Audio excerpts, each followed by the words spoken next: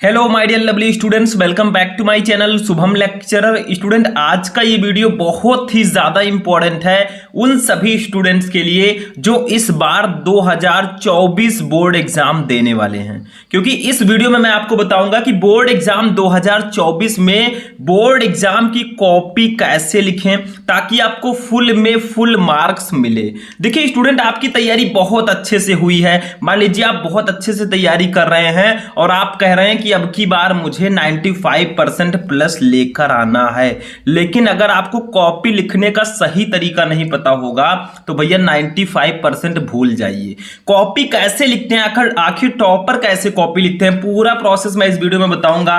कैसे आपको कॉपी भरना है, देखिए यहां पे आपको अपना रोल नंबर, आपको सब्जेक्ट, जो आपका पेपर कोड होता है, परीक्षा का दिन और सेंटर का नाम, सब कुछ भरना होता है, वो मैं यहाँ पे बताऊंगा। ऐसे सेम आपको कॉपी मिलेगी और यहाँ पे आपको अपना डिटेल पहले फिल करना होगा। नाम तो लिखना नहीं होता, सिर्फ रोल नंबर लिखना होता है और बाकी सारे डिटेल्स, ठीक है। तो बोर्ड एग्जाम में कॉपी कैसे लिखें, वैसे इस वीडियो में तो मैं आपको हिंदी की कॉपी बताऊंगा, लेकिन अगर आप हिंदी की कॉपी को समझ लेते हैं तो आप किसी भी सब्जेक्ट की कॉपी बहुत आसानी से लिख सकते हैं, ठीक है। और मैं आपको ये भी बताऊंगा कि कॉपी लिखते समय कौन कौन सी गलतियां आपको नहीं करनी है। तो ये वीडियो बहुत ज्यादा इंपॉर्टेंट है अगर आप इस बार 2024 में एग्जाम देने वाले हैं, क्योंकि बोर्ड एग्जाम में कॉपी लिखने का सही तरीका मैं आपको बताने वाला हूं, ठीक है। तो चलिए स्टार्ट करते हैं। सबसे पहले देखिए, इस वीडियो को लाइक कर दीजिएगा आप लोग, ठीक। तो सबसे पहले आपको करना क्या होता है, जब आपको कॉपी पहले मिलेगा, पेपर बाद में मिलेगा, ठीक है। जब आप एग्जाम हॉल में जाएंगे, अपना प्रवेश पत्र, जो एडमिट कार्ड होता है, उन सबको लेकर जाइएगा, ठीक है। यहां पे आपको कुछ डिटेल फिल करना होता है अपनी कॉपी में, यानी कि जब आपको कॉपी मिलती है आप अपना डिटेल फिल करें, उसके बाद में आप लोग जो पेजेस में लाइनिंग है वो सब कीजिए, फिर आपको पेपर मिलेगा। तो देखिए यहां पे देखिए, परीक्षार्थी सभी प्रविष्टियां शुद्ध एवं स्पष्ट रूप से स्वयं भरें। यहां पे इंटरमीडिएट परीक्षा, ठीक है, 12th का मैं भी बताऊंगा। तो यहां पे सब कुछ लिखा हुआ है, ठीक है, कि परीक्षार्थी उत्तर पुस्तिका के किसी भाग में अपना नाम ना लिखें। आपको नाम बिल्कुल नहीं लिखना है। केंद्राध्यक्ष एवं कक्ष निरीक्षकों को यह अधिकार होगा कि वे परिषद की परीक्षा में सम्मिलित होने वाले परीक्षार्थियों की तलाशी ले सकते हैं। यानी कि जो आपके एग्जाम में जो गार्डी जिसकी होगी, जो आपको देख रेख आपका करेगा, उसका पूरा अधिकार है कि वो आपकी तलाशी ले सकता है। परीक्षार्थी उत्तर पुस्तिका के पृष्ठ भाग पर दिए गए निर्देशों को ध्यान पूर्वक पढ़ें तथा सावधानी के साथ पालन करें, ठीक है। तो यहां पे ध्यान देना है। तो देखिए सबसे पहले यहां से आपको अपना डिटेल भरना होता है। लिखा है परीक्षार्थी का अनुक्रमांक, पहले आपको अपना अनुक्रमांक भरना होगा। तो मान लीजिए आपका रोल नंबर जो है भैया वो कुछ इस प्रकार से, देखिए 2 1 5 4, ठीक है। खूब अच्छे से भरिएगा। रोल नंबर में अगर गड़बड़ी हुई भैया तो समझ लीजिए पेपर आपका बेकार हो जाएगा। यही गलतियां स्टूडेंट कर देते हैं जो पहले ही रिजेक्ट हो जाते हैं, उनकी कॉपी नहीं चेक होती। तो 2 1 5 4 6 1, ठीक है, 2 1 5। मान लीजिए आपका रोल नंबर इतना है, ठीक है, 21,54,61,215, ठीक है। इस प्रकार से आपका रोल नंबर है 2154612115, ठीक। तो आपने अपना अनुक्रमांक भर दिया। अब परीक्षार्थी का अनुक्रमांक पहले अंकों में था तो हमने अंकों में भर दिया। अब परीक्षार्थी का अनुक्रमांक शब्दों में आपको भरना होगा। तो शब्दों में कैसे भरोगे, देखिए यहां पे हम भरेंगे परीक्षार्थी का अनुक्रमांक। देखिए 2 इस प्रकार से भरिए, 2, ठीक, फिर 1 है, फिर 5 है, फिर 4 है, फिर 6 है, ठीक है, फिर 1 है, ठीक, देखिए 1, फिर 2 है, फिर 1 है और फिर 5 है, ठीक है, फिर 5 है। आपको जल्दबाजी नहीं करना है, बहुत अच्छे से भरना है। इस प्रकार से भी भर सकते हैं। बहुत सारे स्टूडेंट कहेंगे क्या सर हम 21,54,61,215 भी लिख सकते हैं, तो आप वैसे भी लिख सकते हैं, लेकिन ये सबसे अच्छा तरीका है। इस तरह लिखोगे ज्यादा बेटर रहेगा। यही आपको लिखना है, 2 1 5 4 6 1 2 1 5, ये मैंने लिख दिया, ठीक है। अब क्या भरना है, इसके बाद आपका रोल नंबर कंप्लीट हुआ। रोल नंबर में विशेषकर ध्यान देना है, कहीं भी अपना नाम नहीं लिखना है, नाम नहीं लिखना होता। जैसे सब्जेक्ट, अब विषय आप लोग ले लीजिए। जैसे हम एक पेपर, हमने पूरा पेपर ले रखा है, देखिए ये आपका हिंदी का पेपर है, ठीक है, क्लास 12 हिंदी का पेपर है। तो विषय मान लीजिए आपका सामान्य हिंदी है भैया, ठीक है। अभी हम इसी को सॉल्व करेंगे। कॉपी कैसे लिखें सब कुछ मैं आपको बताऊंगा और अब की बार आप टॉपर बनकर आएंगे। सिर्फ लिखने का तरीका सही से समझ लीजिए, ठीक है। तो सामान्य हिंदी हम विषय डालेंगे। देखिए विषय सामान्य हिंदी, सामान्य हिंदी मान लीजिए है। अगर यहाँ पे कोई और सब्जेक्ट है भैया उसको डालिए, ठीक है। आपका केवल हिंदी है तो आप हिंदी डालिए, अगर साहित्यिक हिंदी है तो आपको हिंदी डालना है, ठीक है। प्रश्न पत्र, अब प्रश्न पत्र में आप केवल प्रश्न पत्र लिख दीजिए, ठीक है, केवल प्रश्न पत्र, प्रश्न पत्र, ठीक है, ऐसे मैंने लिख दिया।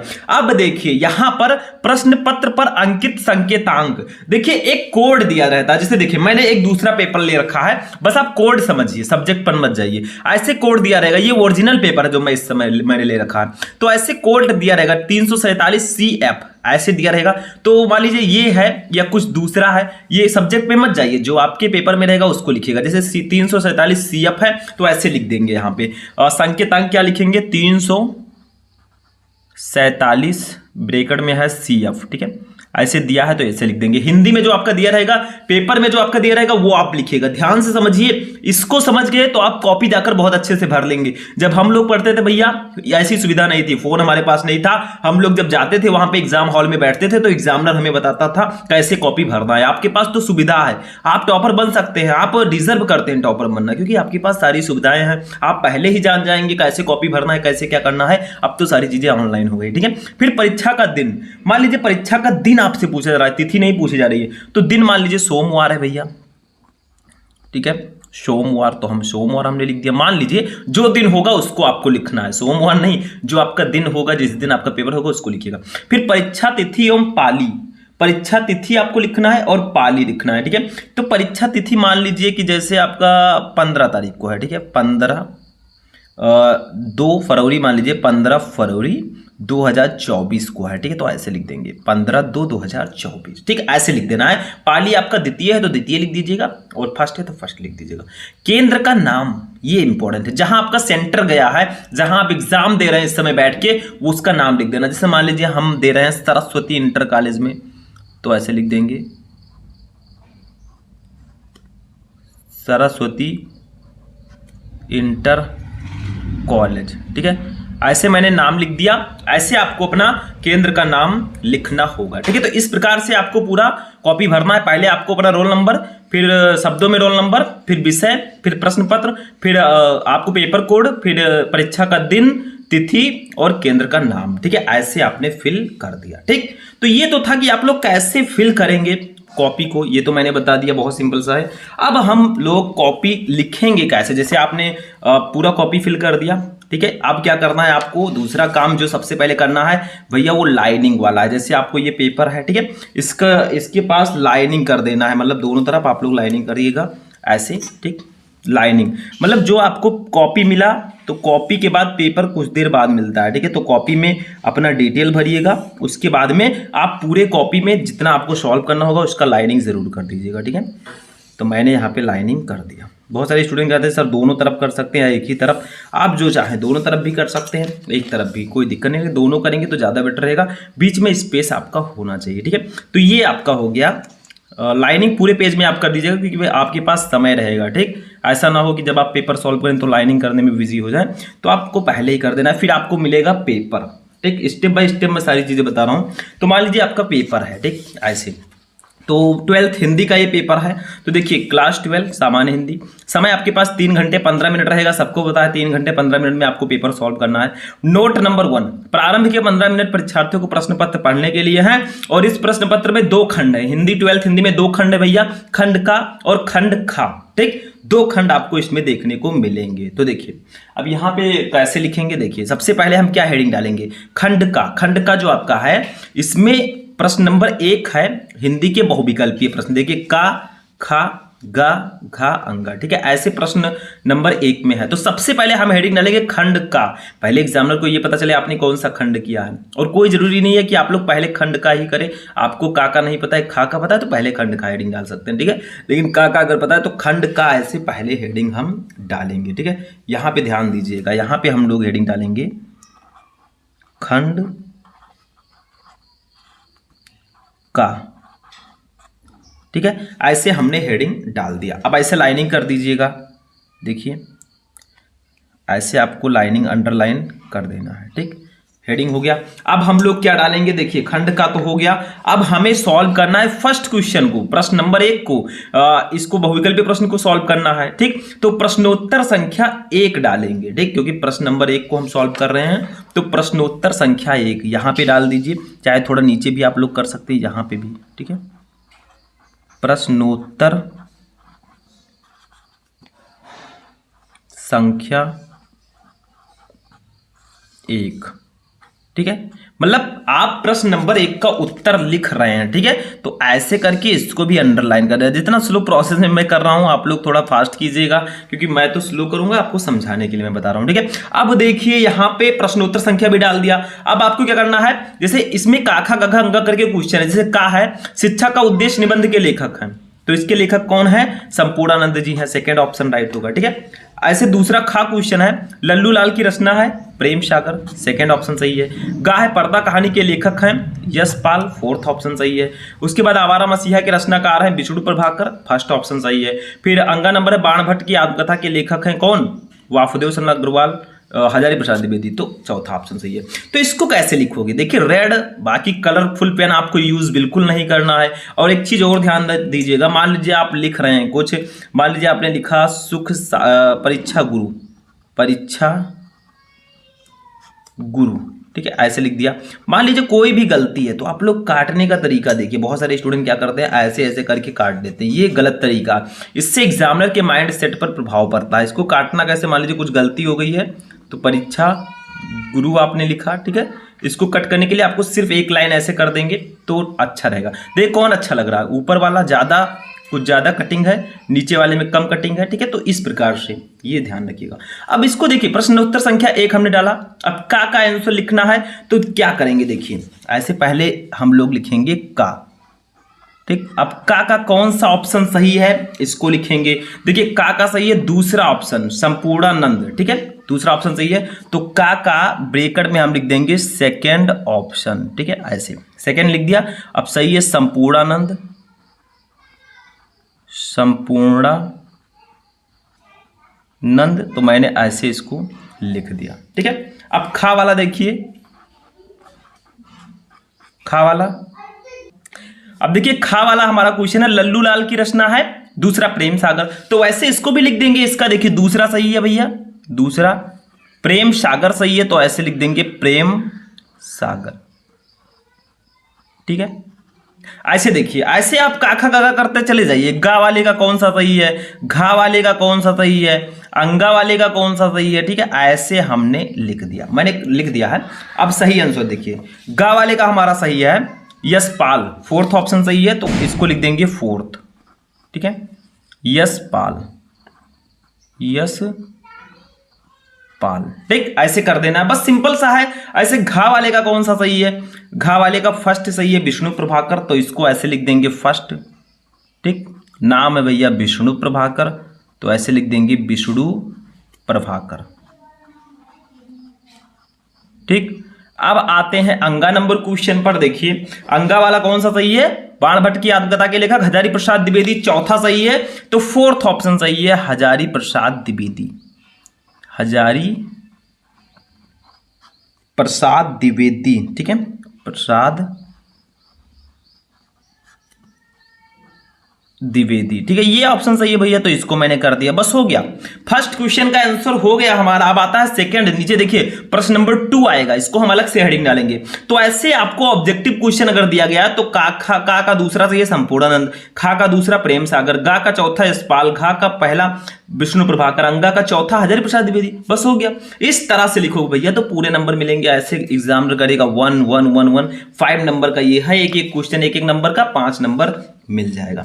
ऐसे प्रश्नोत्तर संख्या 2 है, ये भी ऑब्जेक्टिव है, 5 क्वेश्चन इसमें भी ऑब्जेक्टिव रहेंगे, तो ऐसे इसको भी हेडिंग डालेंगे। चलिए देखते हैं। अब देखिए स्टूडेंट, दूसरे क्वेश्चन को सॉल्व करने के लिए हम लोग यहां पे हेडिंग डालेंगे प्रश्नोत्तर संख्या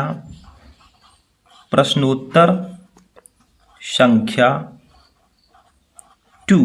ठीक है, यानी कि दूसरे क्वेश्चन का हम आंसर लिखने जा रहे हैं भैया, तो प्रश्नोत्तर संख्या 2 डालेंगे, यानी कि दूसरे प्रश्न का उत्तर। ठीक है, ऐसे लाइनिंग करेंगे, अंडरलाइन कर देंगे। ठीक, अब देखिए क्या करेंगे, इसमें भी हमारे ऑब्जेक्टिव क्वेश्चंस ही हैं। देखिए दूसरे का है दूसरा क्वेश्चन है ये, प्रश्नोत्तर संख्या 2 डाला हमने। कामायनी किस युग की रचना है? ये छायावादी युग की है। सेकंड ऑप्शन राइट होगा। खा है निम्न कवियों में से कौन प्रगतिवादी युग का है? रामधारी सिंह दिनकर। गा है तार सप्तक का प्रकाशन वर्ष है 1943। घा है द्विवेदी युग की रचना नहीं है भैया, ये कामायनी जो है ये द्विवेदी युग की रचना नहीं है, छायावादी युग की है। अंगा है अष्टछाप के कवियों का संबंध भक्ति काल की किस शाखा से है?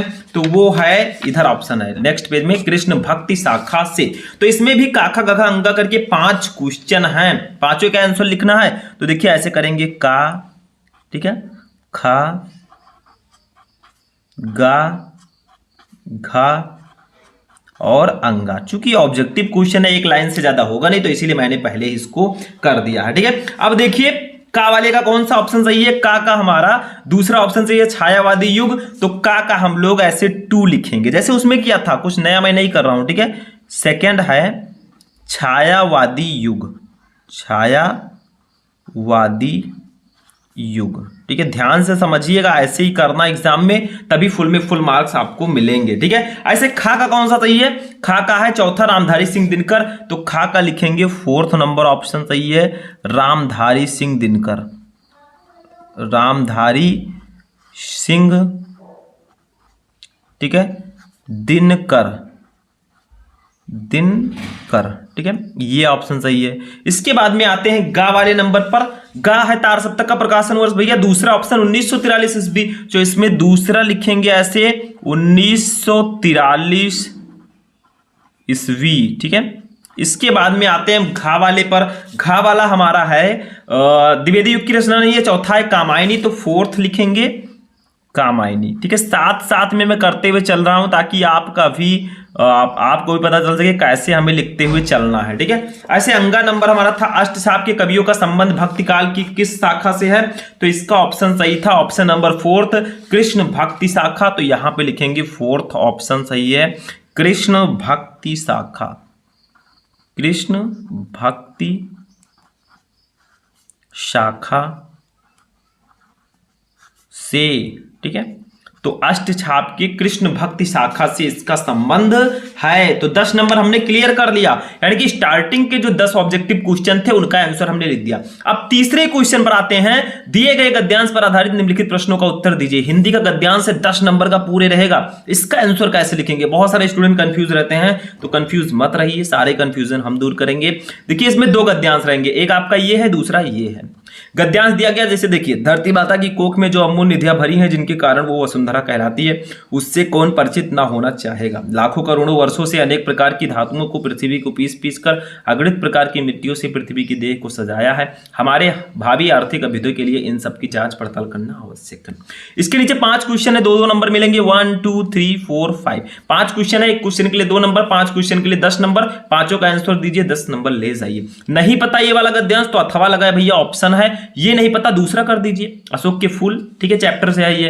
तो इसमें भी 5 क्वेश्चन नीचे रहेंगे, जो आपको 2 दिए जाएंगे, दोनों में से जो पता होगा उसको सॉल्व कर दीजिएगा। जैसे हमें पता है तीसरा क्वेश्चन, तो हम तीसरे का ये वाला मान लीजिए, हमें पता है धरती माता की कोख में, ये किस चैप्टर से है? ये 12th का जो राष्ट्र का स्वरूप चैप्टर है, जिसके लेखक डॉक्टर वासुदेव शरण अग्रवाल जी हैं, उसी चैप्टर से ये है।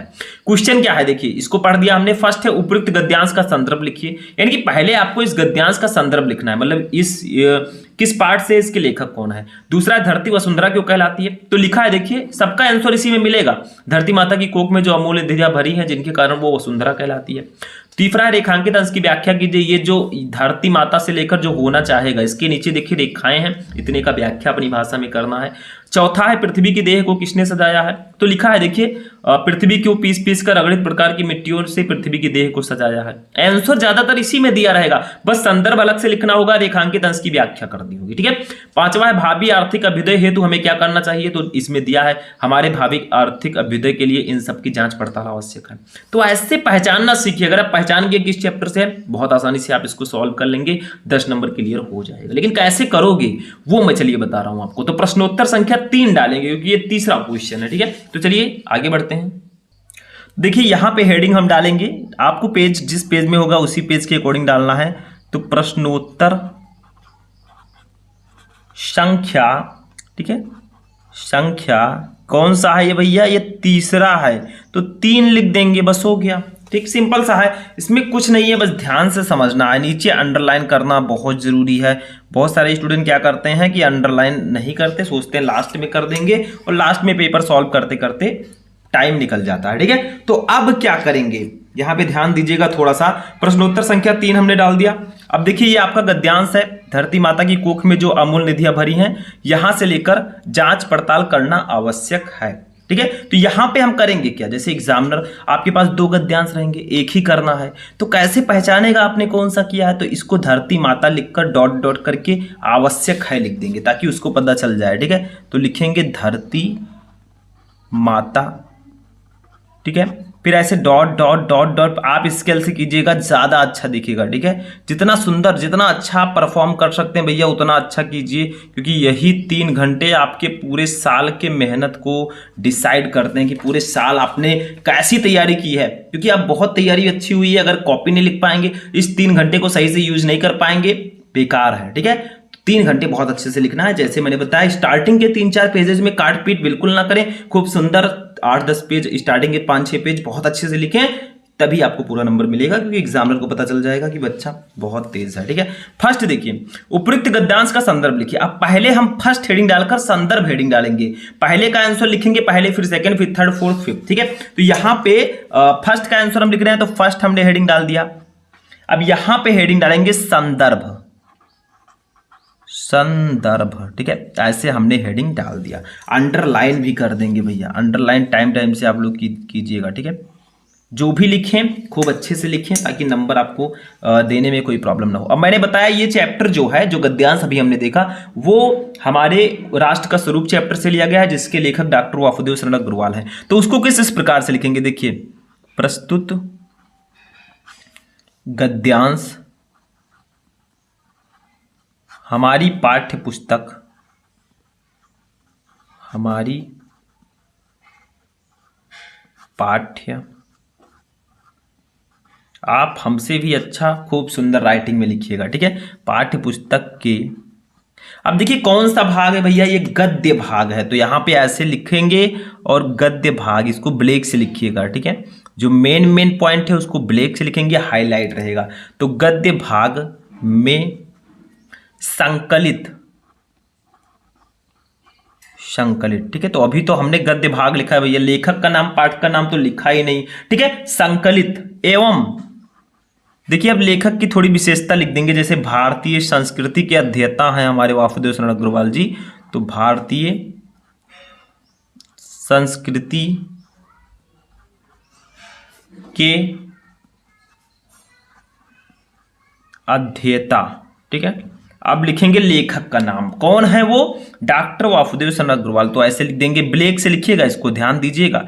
लेखक का नाम, पाठ का नाम ब्लैक से जरूर लिखना है, तो डॉक्टर वासुदेव शरण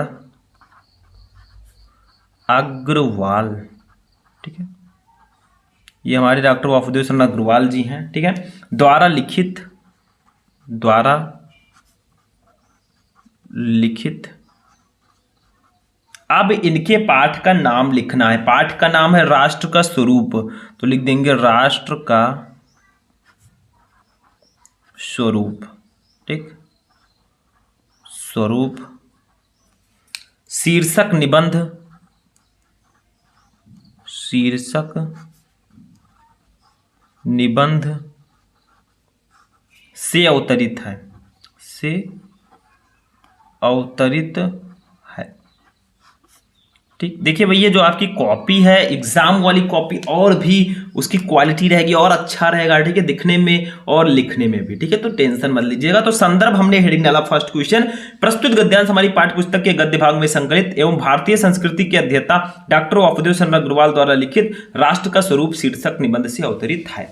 ये फर्स्ट क्वेश्चन का आंसर हो गया, 2 नंबर क्लियर। दूसरा देखिए, धरती वसुंधरा क्यों कहलाती है, तो मैंने ऊपर बताया धरती माता की कोख में जो अमूल्य निधियां भरी हैं, जिनके कारण वो वसुंधरा कहलाती है, तो मैंने इसका आंसर लिख रखा है। ठीक है, देखिए ऐसे 2 नंबर डालेंगे, लिखेंगे धरती वसुंधरा इसलिए कहलाती है क्योंकि धरती माता की कोख में विभिन्न प्रकार की मूल्यवान निधियां यानी कि वस्तुएं भरी हुई हैं। अपनी तरफ से थोड़ा अच्छे से लिखना है, मॉडिफाई करके। ठीक, तो ये आपका दूसरा क्वेश्चन हो गया, 2 नंबर इसका भी क्लियर। तीसरा क्वेश्चन देखिए, रेखांकित अंश की व्याख्या कीजिए। यहां से लेकर यहां तक जिसके नीचे रेखाएं उसकी व्याख्या करनी है। तो चलिए देखते हैं उसको कैसे लिखेंगे। तो देखिए उसको अपनी भाषा में मैंने लिखा है, देखिए थोड़ा चेंज करके, मिस चेंज करके। विद्वान लेखक ने कहा है कि धरती माता की कोख में अमूल्य रत्न भरे पड़े हैं, इन्हीं रत्नों के कारण पृथ्वी का एक नाम वसुंधरा, यानी कि वसुओं रत्नों को धारण करने वाली भी है।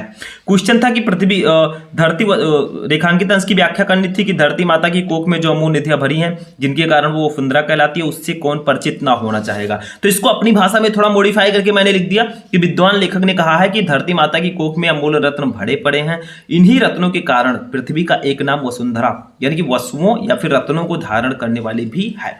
2 नंबर यहां पर भी क्लियर। चौथा क्वेश्चन, पृथ्वी की देह को किसने सजाया है? तो आंसर देखिए यहीं पर दिया गया है। लाखों करोड़ों वर्षों से अनेक प्रकार की धातुओं को पीस पीस कर अगणित प्रकार की मिट्टियों से पृथ्वी की देह को सजाया। तो मैंने लिख दिया पृथ्वी की देह को इस पर दिन रात बहने वाली नदियों ने पहाड़ों को पीस पीस कर असंख्य प्रकार की मिट्टियों से सजाया है। चौथा क्वेश्चन भी कंप्लीट, 8 नंबर कंप्लीट। एक क्वेश्चन और है, भावी आर्थिक अभ्युदय है तो हमें क्या करना चाहिए? तो लिखा है हमारे भावी आर्थिक अभ्युदय के लिए इन सब की जांच पड़ताल करना आवश्यक है। तो भावी आर्थिक अभ्युदय के लिए हमें इन सब की जांच पड़ताल करना आवश्यक है। ऐसे अगर आप गद्यांश सॉल्व करोगे भैया तो 10 में 10 आपको मिलेंगे, एक भी नंबर नहीं कटेगा। बस आपको वही तरीका पता होना चाहिए, ठीक है। तो ऐसे ही आप लोग हेडिंग डालकर आगे के जो चीजें हैं उसको भी बहुत आसानी से आप लोग सॉल्व कर सकते हैं, ठीक है। या थोड़ा सा हेडिंग में प्रश्नोत्तर संख्या 4 पर आते हैं, ठीक है। हेडिंग बता देता हूं मैं। 4 नंबर देखिए, दिए गए गद्यांश पर आधारित निम्नलिखित प्रश्नों के उत्तर दीजिए।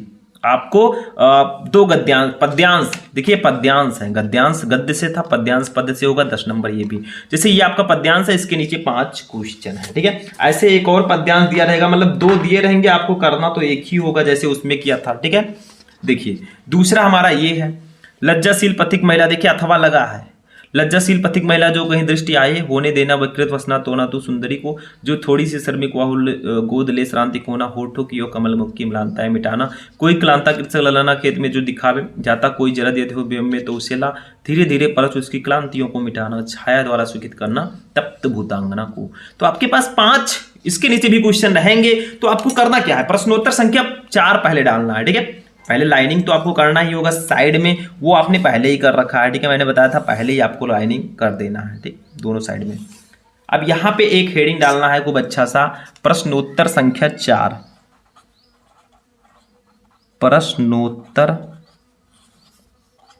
संख्या 4, ठीक है, 4 जिसको बोलते हैं, ठीक। तो इसको ऐसे कर दिया, नीचे अंडरलाइन तो करना पड़ेगा ही आपको, ठीक है, ये अंडरलाइन कर दिया। अब आप लोग क्या कीजिए, जैसे मैंने उसमें बताया ऐसे इसको भी सॉल्व कीजिए। देखिए 4-5 क्वेश्चन है, उपयुक्त पद्यांश का संदर्भ लिखिए, किस पार्ट से है? पवन दूतिका, इसके लेखक हैं अयोध्या सिंह उपाध्याय, हरिओत जी, लिख दीजिए। दूसरा रेखांकित अंश की व्याख्या कीजिए, जो थोड़ी सी श्रमिक हुआ हो, गोद ले श्रांति खोना, होठों की कमल मुख की म्लानताएं मिटाना। मतलब राधा जी पवन दूतिका से कहती हैं कि अगर कोई श्रमिक महिला आपको दिखाई दे तो उसकी जो थकावट है उसको मिटा देना, और उसके जो होठ मुरझाया हुआ है उसको कमल सदृश कोमल कर देना, ठीक है। ऐसे आपका तीसरा, राधा लज्जाशील पथिक महिला के विषय में क्या कहना चाहती हैं? तो कहती हैं अगर कोई थकी हुई महिला या फिर लज्जाशील पथिक महिला हो तो इतनी तेजी से मत चलना कि उसके वस्त्र अस्त व्यस्त हो जाएं, ठीक है। 5वां है, होठों की कमल मुख में अलंकार बताइए। तो ऐसे ही आपको प्रश्नोत्तर संख्या आपने डाल दिया। मान लीजिए आप ये वाला करना चाहते हैं तो लज्जाशील पथिक डॉट डॉट भूतांगना को ऐसे कर दीजिए, संदर्भ रेखांकित अंश की व्याख्या करके लिख दीजिए। तो इस तरह से आप हिंदी की कॉपी, हिंदी की ही नहीं किसी भी सब्जेक्ट की कॉपी लिख सकते हैं, प्रश्नोत्तर संख्या डालकर जो भी आपको लिखना है लिख दीजिएगा। बस क्वेश्चन आपको नहीं उतारना है, आंसर केवल लिखना है, ठीक। तो आज की तो ये क्लास हमारी यहीं पर फिनिश होगी, पर टेंशन मत लीजिएगा। अगर आप लोग ज़्यादा से ज़्यादा इस वीडियो को लाइक करेंगे, हमको सपोर्ट करेंगे, तो भैया मैं पूरी कॉपी हिंदी की या किसी सब्जेक्ट की, हर एक सब्जेक्ट की अलग अलग कॉपी में लिखना आपको बताऊंगा। कौन कौन चाहता है कि सर पूरी कॉपी पूरा पेपर सॉल्व कराएं? अभी तो मैंने 4 क्वेश्चन तक सॉल्व कराया, ठीक है। आपको तरीका बताया कैसे लिखना है, कैसे कॉपी भरनी है, ठीक है। कॉपी को भरना भी मैंने बताया पूरा। अगर आप लोग चाहते हैं भैया तो आप लोग कमेंट करिएगा, इस वीडियो को लाइक कीजिएगा, चैनल को सब्सक्राइब कीजिएगा। हम आपको पूरी कॉपी सॉल्व करवाएंगे, चाहे वो हिंदी हो या इंग्लिश हो, ठीक। कमेंट कर दीजिएगा। तो आज की ये क्लास कैसी लगी कमेंट करके बताइएगा। मिलते हैं हम नेक्स्ट वीडियो में नेक्स्ट टॉपिक के साथ, तब तक के लिए जय हिंद।